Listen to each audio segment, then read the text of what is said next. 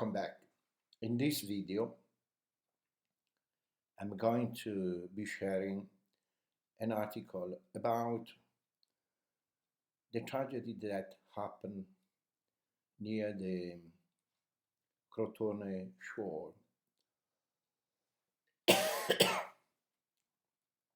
Sorry, last Sunday.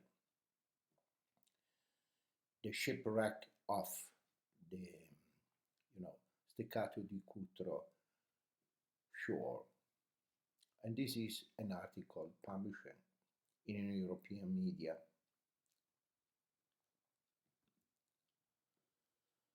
Crotone shipwreck triggers police versus coastguard blame game.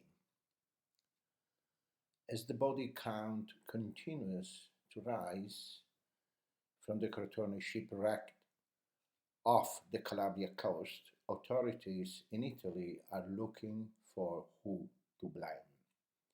At least 68 people. Now the total number is 72. Confirmed dead, including 16 children, after 20 meters boat carrying around 200 people crashed onto rocks near the shore last Sunday. That the Italian authorities had initially classified it as a police and not as a rescue operation, despite stormy conditions, is posing serious questions of accountability.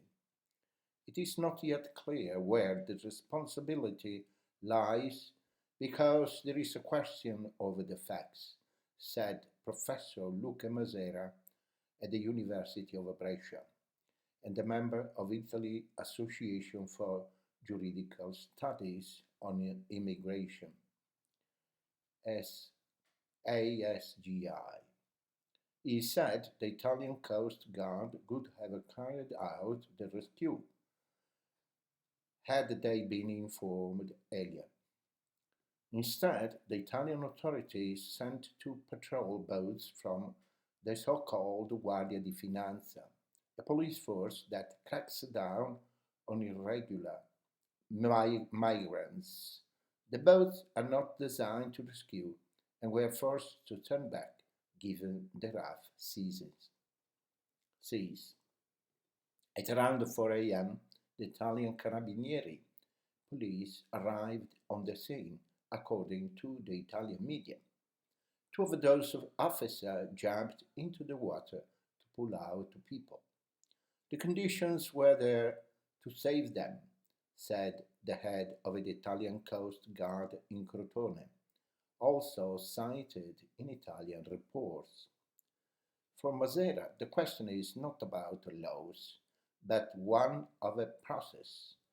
Had the boat been full of tourists, a rescue would have been launched immediately, he said.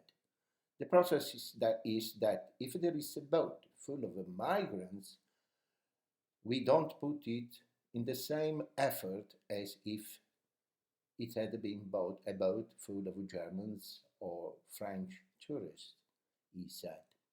Sea-Watch Italy, an NGO organization, says that it is inconceivable not to classify an overcrowded small boat caught in rough seas as search and rescue operation. They also note that the official coordination center is under the control of the Ministry of Interior. Prosecutor wants answers. Crotone's public prosecutor is now also asking for clarity and is seeking to shed light on the operation that unfolded between 25 and 26 of February. They want all the documents shared between and among authorities, including from the European Union Border Agency, Frontex. The Warsaw-based agency had alerted late Saturday, 25 February evening, the International Coordination Center its contact point for operation of the vessel. They said the boat showed no sign of distress, and only one person was visible on deck. But they noted thermal imaging indicated there might be people below the deck, and you know, at which point they alerted the Italian authorities of its location. I want to repeat this sentence. They alerted Italian authorities of its location. It is always the competent national authorities that classify an event as a search and rescue, said the agency's spokesperson in an email. The issue is further muddied because the Maritime Rescue and Coordination Centre in Rome had sent general dispatches prior to Frontex alert. Although no coordinates were given, those alerts aimed to inform all ships in transit in the Ionian Sea of a boat in distress. It was Italian media outlet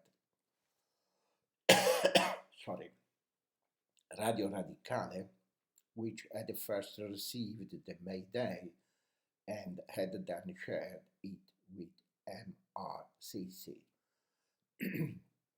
It seems to be a situation where all the authorities try to say it's not their fault, it's not their fault, said Anna Brambilla, a lawyer and ASGI board member.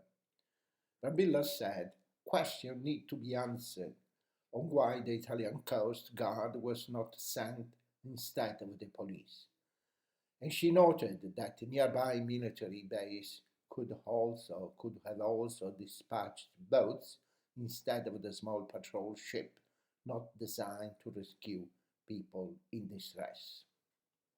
Another big job is trying to identify the victims, she said. Many of the bodies have not yet been identified, and it is very important that DNA samples are taken and post-mortem information is collected before burial in order to give the possibility to proceed to identification even at a later stage, she said. So far, they identified dead including 25 Afghans, one Palestinian, Syrian and Pakistani, 8 people of whom 22 remain in hospital survived the shipwreck. It's quite important, to try to avoid this tragedy. And it's also important to know the truth, what happened, and who failed to, to do something necessary to save lives, Thank you for watching. See you next time.